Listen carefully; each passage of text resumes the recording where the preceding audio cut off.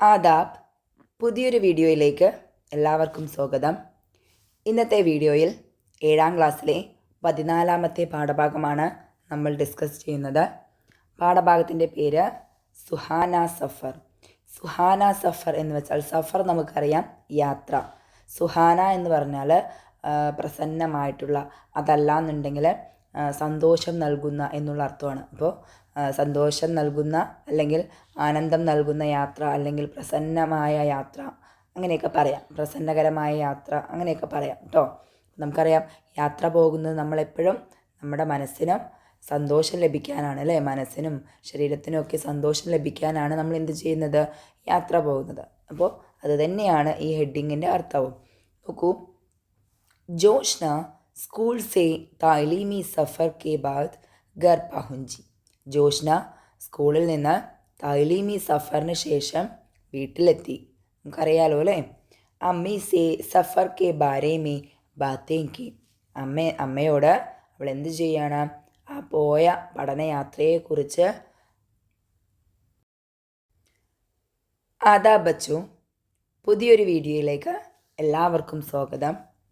ഇന്നത്തെ വീഡിയോയിൽ 7ാം ക്ലാസ്സിലെ 14ാമത്തെ പാഠഭാഗമാണ് നമ്മൾ ഡിസ്കസ് ചെയ്യുന്നത്. പാഠഭാഗത്തിൻ്റെ പേര് സുഹാന സഫർ അഥവാ പ്രസന്നമായ യാത്ര. അതല്ലാന്നുണ്ടെങ്കിൽ ആനന്ദം നൽകുന്ന യാത്ര. പ്രസന്നമായ എന്ന് വെച്ചാൽ എന്താ, പ്രസന്നമായ മുഖം എന്ന് പറഞ്ഞാൽ എന്താണ്, അങ്ങനെ തെളിഞ്ഞു നിൽക്കുന്ന അല്ലേ. അത് കണ്ടു കഴിഞ്ഞാൽ മറ്റുള്ളവർക്കും സന്തോഷം തരുന്ന ആ ഒരു ഇതാണ് മുഖം എന്നാണ് പറയുന്നത്. അപ്പം എന്ന് വെച്ചാൽ നമുക്കറിയാം, യാത്ര പോകുന്നത് നമ്മുടെ മനസ്സിനും ശരീരത്തിനും ഒക്കെ സുഖം ലഭിക്കാനാണ് അല്ലേ, സന്തോഷം ലഭിക്കാനാണ്. അപ്പോൾ അതുതന്നെയാണ് ഇതിൻ്റെ അർത്ഥവും. ആനന്ദം നൽകുന്ന യാത്ര അല്ലെങ്കിൽ സന്തോഷം നൽകുന്ന യാത്ര, അതല്ലാന്നുണ്ടെങ്കിൽ പ്രസന്നകരമായ യാത്ര എന്നുള്ള അർത്ഥമാണ്. അപ്പോൾ ഇവിടെ ആരാ യാത്ര പോയത്, എവിടേക്കാണ് പോയത് എന്നൊക്കെ നമുക്ക് നോക്കാം. നോക്കൂ, ജോഷ്ന സ്കൂൾ സേ താലീമി സഫർ കെ ബാദ് ഘർ പഹുഞ്ചി. ജോഷ്ന സ്കൂളിൽ നിന്ന് താലീമി സഫറിന് ശേഷം. താലീമി സഫർ എന്താണ്, പഠനയാത്ര. നിങ്ങളുടെ സ്കൂളിൽ നിന്ന് പഠനയാത്രയ്ക്ക് പോകാറില്ലേ? ഉണ്ട് അല്ലേ. എല്ലാ സ്കൂളുകാരും പഠനയാത്രയ്ക്ക് പോയിട്ടുണ്ടാവും. ചിലർ ഒരു ദിവസമായിരിക്കും പോയിട്ടുണ്ടാവുക, ചിലർ 2 ദിവസം പോയിട്ടുണ്ടാവും. ഓരോരുത്തരും ഓരോ ഭാഗങ്ങളിലേക്കായിരിക്കും പോയിട്ടുണ്ടാവുക അല്ലേ. അപ്പം അങ്ങനെ നമ്മുടെ ജോഷ്ന എന്ത് ചെയ്യാണ്, പഠനയാത്രയ്ക്ക് ശേഷം സ്കൂളിൽ തിരിച്ചെത്തി. സ്കൂളിലല്ല, വീട്ടിൽ തിരിച്ചെത്തി അല്ലേ. സ്കൂളിൽ നിന്ന് വീട്ടിൽ തിരിച്ചെത്തി. അമ്മി സേ സഫർ കെ ബാരേ മേ ബാത്തേ കി. വന്നിട്ട് എന്ത് ചെയ്തു, അമ്മയോട് സഫർ കെ ബാരേ മേ, യാത്രയെക്കുറിച്ചുള്ള വിശേഷങ്ങളൊക്കെ പറയുകയാണ് കേട്ടോ. നമ്മൾ അങ്ങനെ തന്നെയാണല്ലേ, പോയി കണ്ട കാര്യങ്ങൾ, നമ്മൾ ഏതൊക്കെ റൈഡിലിരുന്നു, അങ്ങനെ എന്തൊക്കെ ഭക്ഷണം കഴിച്ചു, അങ്ങനെ എല്ലാ വിശേഷങ്ങളും നമ്മൾ എന്ത് ചെയ്യാറുണ്ട്, വീട്ടിൽ വന്ന് പങ്കുവെക്കാറുണ്ട്. അതുപോലെ നമ്മുടെ ജോഷ്നയും എന്ത് ചെയ്യാണ്, അമ്മയോട് എല്ലാ വിശേഷങ്ങളും പറയുകയാണ്. बाद में जोशना खुशी से अपना सफ़रनामा तैयार करने लगी. അതിനുശേഷം എന്ത് ചെയ്തു ജോഷ്ന, സന്തോഷത്തോടുകൂടെ അവളുടെ യാത്രാവിവരണം, സഫർനാമ യാത്രാവിവരണം തയ്യാറാക്കാൻ തുടങ്ങി, അഥവാ എഴുതാൻ തുടങ്ങി. ഇത് നമുക്കുണ്ടാവുന്ന സ്വഭാവമല്ല അല്ലേ. നമ്മളെല്ലാ വിശേഷങ്ങളൊക്കെ എല്ലാവരോടും പറയും, പക്ഷേ പോയി വന്ന സ്ഥലത്തിലെ അനുഭവങ്ങളും അവിടെ കണ്ട കാഴ്ചകളും ഒക്കെ നമ്മൾ എപ്പോഴെങ്കിലും നോട്ട് ചെയ്ത് വെച്ചിട്ടുണ്ടോ? ഉണ്ടാവാറില്ല അല്ലേ. കുറേ പേരൊന്നും ചെയ്തിട്ടുണ്ടാവില്ല, കുറച്ച് പേര് ചെയ്യുന്നുണ്ടാവും. നമ്മൾ ഡയറിയുടെ കാര്യം പറഞ്ഞ മാതിരി ചിലപ്പോഴൊക്കെ ചിലവരൊക്കെ ഡയറി എഴുതുന്നുണ്ടാവും, എല്ലാവരും ചെയ്യുന്നുണ്ടാവില്ല അല്ലേ. അതേപോലെ തന്നെ യാത്രാവിവരണവും മിക്കവാറും ആരും തന്നെ എഴുതാറില്ല. നമ്മൾ ആ യാത്ര പോകുന്നു, അവിടുത്തെ ഫോട്ടോസ് എടുക്കുന്നു, അല്ലെങ്കിൽ അവിടുത്തെ വിശേഷങ്ങൾ ആരെങ്കിലുമായിട്ടൊക്കെ ഷെയർ ചെയ്യണം, അതിലൂടെ നമ്മൾ അതങ്ങോട്ട് ഒതുക്കും. അതല്ലാതെ അത് എഴുതി വെക്കാറില്ല. ശരിക്കും അത് നല്ലൊരു കാര്യമാണ് കേട്ടോ. എവിടെയെങ്കിലും നമ്മൾ പോയതിന് ശേഷം ആ യാത്രാ വിവരണം എഴുതി വെച്ച് കുറച്ച് മാസങ്ങൾക്ക് ശേഷമോ അല്ലെങ്കിൽ കുറച്ച് വർഷങ്ങൾക്ക് ശേഷമോ ഒക്കെ അതെടുത്ത് വായിക്കുമ്പോൾ നമുക്ക് കിട്ടുന്ന ഒരു വല്ലാത്ത സന്തോഷം ഉണ്ടാവും. അപ്പോൾ നമ്മൾ ചെയ്ത് നോക്കുക ഇനി മുതൽ കേട്ടോ. നോക്കൂ, അപ്പോൾ നമ്മുടെ സഫർനാമ എഴുതുകയാണ് ജോഷ്ന കേട്ടോ. ഒരു യാത്രാ വിവരണം തയ്യാറാക്കിക്കൊണ്ടിരിക്കുകയാണ്. എങ്ങനെയാണ് അവൾ തയ്യാറാക്കി നോക്കൂ. സുബ 5 ബജെ സ്കൂൾ സേ മൈസൂർ കി തരഫ് റവാന ഹുയി. എന്താ പറഞ്ഞത്, രാവിലെ 5 മണിക്ക്, സുബ 5 ബജെ 5 മണിക്ക് ബസ്സിൽ എന്ത് ചെയ്തു?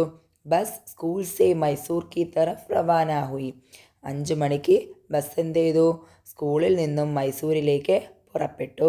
അപ്പോൾ അവർ ബസ്സിലാണ് പോകുന്നത് കേട്ടോ. അപ്പം 5 മണിക്ക് യാത്ര തിരിക്കുകയാണ്. ഹം സബ് ബഹുത്ത് ഖുഷ് തെ. ഞങ്ങളെല്ലാവരും വളരെ സന്തോഷവാന്മാരായിരുന്നു, അല്ലെങ്കിൽ ഞങ്ങളെല്ലാവരും വളരെ സന്തോഷത്തിലായിരുന്നു. ഗാഡി വയനാട് സേ ഹോത്തെ ഹുയെ 8:30 ബജെ തക് സുൽത്താൻ ബത്തേരി പഹുഞ്ചി. ഗാഡി എന്ന് പറഞ്ഞാൽ നമുക്കറിയാം വാഹനം അല്ലേ? വാഹനം അഥവാ ഈ ബസ് എന്ത് ചെയ്തു? വയനാട് വഴി 8:30 ബജെ. 8:30 ബജെ എന്ന് പറഞ്ഞാൽ 8:30 മണി. 8:30 മണിക്ക് എവിടെ എത്തി? സുൽത്താൻ ബത്തേരിയിൽ എത്തി. സുൽത്താൻ ബത്തേരിയിൽ എത്തി. വഹ ഹം സബ്നെ നാഷ്താക്കിയ. അവിടെ ഞങ്ങളെല്ലാവരും അവിടെ വെച്ച് എന്ത് ചെയ്തു? ഭക്ഷണം കഴിച്ചു. രാവിലത്തെ ഭക്ഷണം കഴിച്ചു, പ്രഭാത ഭക്ഷണം, നാഷ്ത കേട്ടോ. ഇസ്കെ ബാദ് ഹം മുത്തങ്ങ ജംഗൽ പഹുഞ്ചി. അതിനുശേഷം ഞങ്ങൾ എവിടെ എത്തി? മുത്തങ്ങ വനത്തിൽ എത്തി. പിന്നെ അതിനുശേഷം എന്താ നോക്കൂ. ജംഗിൾ ബഹുത്ത് ഹി ഖൂബ്സൂറത്ത് താ. കാട് വളരെ അധികം മനോഹരമായിരുന്നു. ജംഗിൾ കാ നസാറ കർനെ കെ ബാദ് ഹം മൈസൂർ പഹുഞ്ചെ. കാട്ടിലെ കാഴ്ചകളൊക്കെ കണ്ടതിന് ശേഷം ഞങ്ങൾ എന്ത് ചെയ്തു? മൈസൂരിലേക്ക് എത്തി. വഹാ പഹുഞ്ച് കർ ഹം ചിഡിയാഘർ ഗയി. അവിടെ പോയിട്ട് ഞങ്ങൾ ചിഡിയാഘറിലെത്തി. ഈ ചിഡിയാഘറിൻ്റെ ചിത്രമാണ് ഇവിടെ കൊടുത്തിട്ടുള്ളത് കേട്ടോ. അഥവാ സൂവിനെ പറയുന്നതാണ് എന്ത്? ചിഡിയാഘർ. ചിഡിയാഘറിൽ പോയി. യഹാ മുഖ്തലിഫ് കിസം കെ ജാൻവർ ഓർ പരിന്ദേ മൗജൂദ് തേ. ഇവിടെ പലതരത്തിലുള്ള ജാൻവറുകളും പരിന്തകളും ഒക്കെ ഉണ്ടായിരുന്നു. ജിൻമേ സീബ്ര, ഷേർ, ബാലു, രംഗ് ബരംഗെ തോത്ത, മോർ ഓർ കബൂത്തർ ജൈസെ ജാൻവർ ഓർ പരിന്തേ ദേഖ്നെ കോ മിലെ. അവിടെ എന്തൊക്കെ കണ്ടു? സീബ്ര, അതുപോലെ തന്നെ ഷേർ സിംഹം, കരടി, പിന്നെ നല്ല പല പല വർണ്ണങ്ങളിലുള്ള തത്തകൾ, മയിൽ, അതുപോലെ തന്നെ കബൂത്തർ, പ്രാവ് തുടങ്ങിയ മൃഗങ്ങളും പക്ഷികളും ഒക്കെ ഞങ്ങൾക്ക് കാണാൻ കഴിഞ്ഞു. പിന്നെ അതിനുശേഷം നോക്കൂ. ഗൂംതേ ഹം മൈസൂർ പാലസ് ബി ഗൈ. അങ്ങനെ അവിടെ നിന്നൊക്കെ കണ്ട് ഞങ്ങൾ എവിടെ എത്തി? അവിടെ നിന്ന് കറങ്ങി ഞങ്ങൾ മൈസൂർ പാലസിലും പോയി. കഹാ ജാത്താ ഹേ കി യേ കൃഷ്ൺ രാജേന്ദ്ര വാഡിയാർ കാ ബനായ ഹുവാ ഹെ. പറയപ്പെടുന്നു ഇതാര് നിർമ്മിച്ചതാണെന്ന്?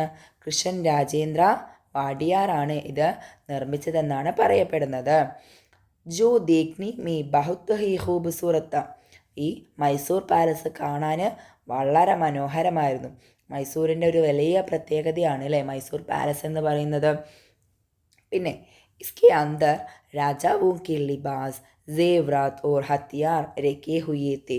ഈ മൈസൂർ പാലസിനകത്ത് എന്തൊക്കെ ഉണ്ടായിരുന്നത്? അതിനകത്ത് അവിടെയുള്ള രാജാക്കന്മാരുടെ ലിബാസ് അഥവാ വസ്ത്രങ്ങൾ, സേവ്രാത്ത് ആഭരണങ്ങൾ, അതുപോലെ തന്നെ ഹത്തിയാർ അഥവാ ആയുധങ്ങൾ ഒക്കെ ഉണ്ടായിരുന്നു, ഒക്കെ വെച്ചിട്ടുണ്ടായിരുന്നു. ഇസ്കേ ബാദ് ഹം ശ്രീരംഗപട്ടണം ഗേ. അതിനുശേഷം ഞങ്ങൾ എവിടേക്ക് പോയി?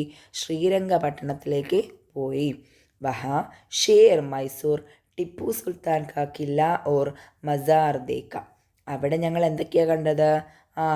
ടിപ്പു സുൽത്താൻ അല്ലേ, ഷേർ മൈസൂർ അഥവാ മൈസൂരിൻ്റെ സിംഹം എന്ന പേരിൽ അറിയപ്പെടുന്ന ടിപ്പു സുൽത്താൻ്റെ കോട്ടയും ഒപ്പം തന്നെ അദ്ദേഹത്തിൻ്റെ മസാർ അഥവാ ശവകുടീരവും കണ്ടു. മസാർ എന്ന് പറഞ്ഞാൽ ടോംബ് അഥവാ ശവകുടീരം.